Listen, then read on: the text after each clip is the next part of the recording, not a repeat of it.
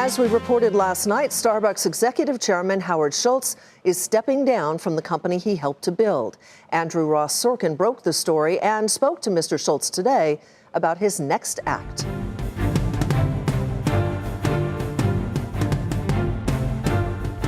We're here in Seattle, where we sat down exclusively with Howard Schultz, the outgoing executive chair of Starbucks, who announced yesterday plans to step down from the company.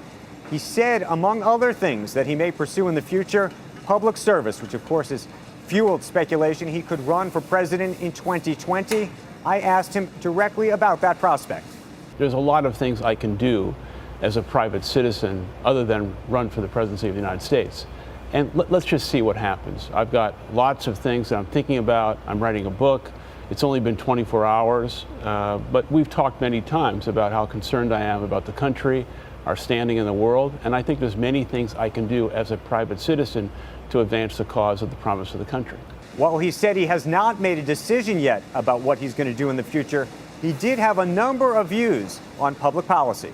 Ronald Reagan in 1986 passed an immigration bill as a Republican president. So why can't we come together, move the ideology out, and do what's in the interest of American people? 70% of the American people want a good immigration policy.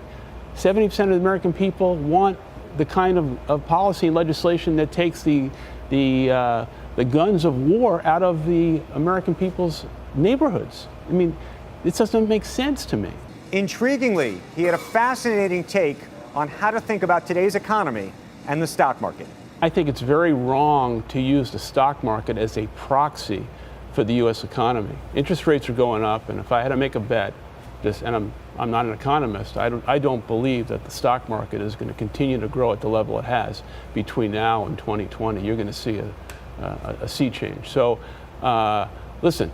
The economy is strong. I give President Obama credit for that. I give President Trump some credit for that. But you also have systemic problems in the country, the likes of which we have not had in a long time. Howard Schultz stepping off the Starbucks stage, but probably not stepping out of the headlines. I'm Andrew Ross Sorkin for Nightly Business Report in Seattle.